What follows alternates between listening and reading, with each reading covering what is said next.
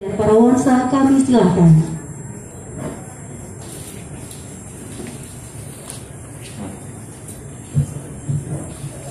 Assalamualaikum warahmatullahi wabarakatuh. Bapak Ibu sekalian, alhamdulillah kita bisa hadir di Rumah Sakit Delta Surya ini. Pak PJ Bupati yang saya hormati, Bu Dr. Maya, Direktur Rumah Sakit Delta Surya, beliau yang paling ujung, yang teman saya yang ini. Jadi Pak Dr. Anwar ini berkawan dengan saya di DPR RI tahun 92. Jadi tadi saya sampaikan rumah sakit ini sudah 32 tahun minimal. Sebelum Dr. Anwar DPR juga sangat mungkin rumah sakit ini sudah berdiri. Saya bersama banyak OPD, timnya kuat sekali nih. Dari mulai koordinator kuratif, pimpinan Sutomo, Pak Dr. Joni, juga Kepala Dinas Kesehatan Jawa Timur, Dr. Herlin, Kepala Dinas Kesehatan Senior yang sekarang mengampu di Saiful Anwar, Pak Dr. Kohar, dan Pak Dr. Ilham. Banyak sekali yang diampu Dr. Ilham ini. Juga ada Kepala Biro Humbro, Pak Dandim 0816 Sidoarjo yang saya hormati, Pak Wakapolres juga, Pak Kepala Dinas Kesehatan Sidoarjo, dan seluruh nakes. Ini izin, nakes Rumah Sakit Delta Surya. Semua yang saya hormati, saya cintai, teman-teman wartawan semua yang saya hormati. Perlunya kita turun antara lain bahwa problem yang akhirnya gagal divaksin, apakah karena hamil, apakah karena menyusui, ataukah karena penyintas dan lain sebagainya. Kalau yang karena hamil, karena menyusui, karena penyintas, ini kan pada dasarnya relatif bisa diukur ini. Sampai berapa lama kemungkinan ini tidak memenuhi kualifikasi untuk divaksin. Dengan demikian dikasih penanda atau di-delete Pak Dr. Sah dari sistem informasi SDM kesehatan. Kalau enggak nanti capaian panjenengan ya tetepan pangga 61%. Padahal yang lain ini di luar dari mungkin hipertensi, mungkin apa-apa dan seterusnya. Tapi bahwa kalau hamil kan bisa dihitung. Setelah hamil kemungkinan menyusui atau penyintas berapa lama, kekebalan pasca negatif katanya kemungkinan 6 bulan. Nah, berarti yang bisa terhitung seperti itu, saya rasa mungkin bukan Dinkes ini juga disinkronkan dengan sistem nasional. Kalau tidak seperti itu nanti akan mempengaruhi target capaian. Tadi pagi ini kami dan komandan-komandan kesehatan Pemprov kita ikut apel untuk penegakan disiplin protokol kesehatan di Makodam. Pak Pangdam rawuh, Pak Kapolda rawuh, Pak Pangko Armada 2 rawuh. Setelah itu, pangapunten saya telatnya memang 2 jaman karena setelah itu kemudian ada vaksinasi. Vaksinasi Pak Kapolda dan Pak Pangko Armada 2. Setelah vaksinasi, kan nunggu lagi observasi 30 menitan. Setelah itu kita ke pasar karena salah satu SOP rupanya ke pasar bagi-bagi masker.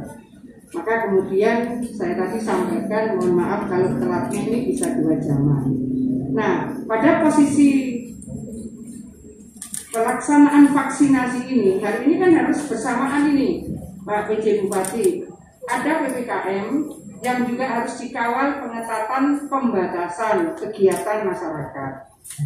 Saat yang sama, ini vaksinasi harus lebih dimasifkan. Dari vaskes yang terdata dan vaskes yang sudah melakukan vaksinasi, ini kan masih banyak yang belum melakukan vaksinasi. Jadi ini adalah PR kita. Kita datang ke sini antara lain kita hitung, kalau vaksinasi ini lebih bisa dimasifkan, maka 1 ditambah vaskesnya. Sebetulnya identifikasi vaskes sudah. 2 ada vaskes. Nah, kemudian vaksinatornya dihitung Pak Kadis. Vaksinatornya sudah cukup atau belum? Karena ini akan dilakukan ekstensifikasi baru minggu kedua Februari. Menurut saya kok kelamaan. Menurut saya kok kelamaan. Jadi kalau misalnya dianggap nakes sudah selesai, ya sudah. Yang ada di dalam kategori pelayan publik, itulah yang kemudian dipercepat. Pokoknya sesegera mungkin kita berikhtiar herd immunity bisa kita wujudkan.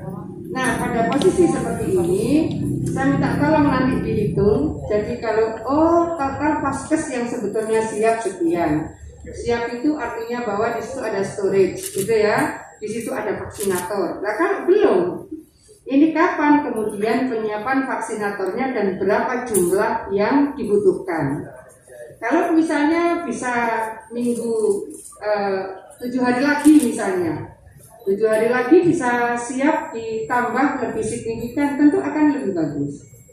Jadi daerah-daerah hinterlandnya Surabaya, Sidoarjo, Gresik, kenapa ini kemudian diprioritaskan oleh pemerintah yang mendapatkan vaksinasi pertama? Karena memang harus di dalam kewaspadaan untuk melakukan pembatasan kegiatan masyarakat secara lebih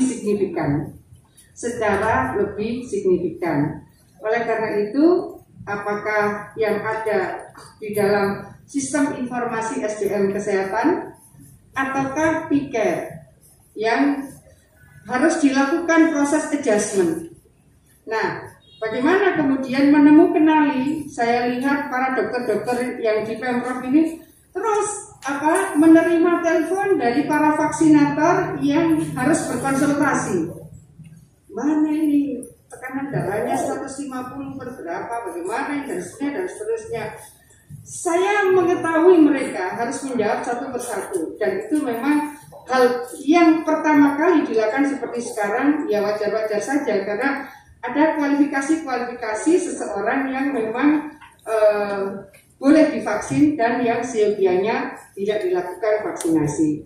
Maka daily meeting kalau di kabupaten kota kok menurut saya harus dilakukan. Daily meeting lakukanlah setelah maghrib, karena proses vaksinasi mungkin sampai jam 4 mungkin. Nah, setelah itu, kalau misalnya ini jam 4 dianggap selesai, pencatatannya selesai, ya boleh dilakukan 4:30. Tapi kalau aman ya kira-kira setelah salat maghrib, daily meeting. Jadi kalau Pemprov itu minimal weekly meeting. Kenapa? Karena memang ini proses koordinasi, monitoring, sampai kepada rekomendasi dan plan of action-nya. Plan of action yang disiapkan bisa saja kemudian harus direvisi. Revisi itu sesuai dengan dinamika yang harus kita respon pada saat vaksinasi itu kita lakukan. Lalu selain ditambah vaskes tambah vaksinator, maksimalisasi kapasitas. Tadi saya tanya sama Bu Dr. Maya, di sini baru 2 hari karena untuk nakes di Delta. Tapi saya minta tolong bahwa tanpa mempengaruhi kualitas layanan rumah sakit ini bisa didedikasikan untuk memberikan layanan vaksinasi kepada siapa saja non keluarga besar Delta Surya. Jadi kalau nunggu akan divaksin mungkin lebih tempat nunggunya itu mungkin lebih longgar. Tapi rupanya yang juga harus diantisipasi adalah menunggu saat observasi. Jadi kalau menunggu saat observasi, saya khawatir ini tidak dianggap sebagai satu kesatuan sistem gitu. Karena nanti kita saling maksimalkan di lapangan. Jadi misalnya kemarin yang saya lihat ini kalau ditambah langsung 100, surat observasinya nggak cukup. Itu di salah satu rumah sakit di Gresik. Setelah itu kita lihat puskesmas itu tidak disiapkan ruang observasi, sehingga ya mereka duduk di pinggir-pinggir gitu. Artinya inilah lapangan yang memang kita harus benahi bersama. Ini proses memang baru dimulai, maka kita semua harus saling terbuka untuk memberikan improvement. Pembenahan, perbaikan, baik secara klinis, secara sistem maupun SOP yang secara teknis seperti itu.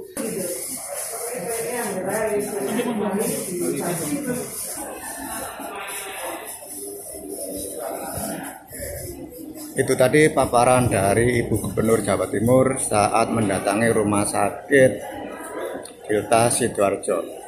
Saksikan terus, inilah Sidoarjo. Terima kasih, jangan lupa subscribe.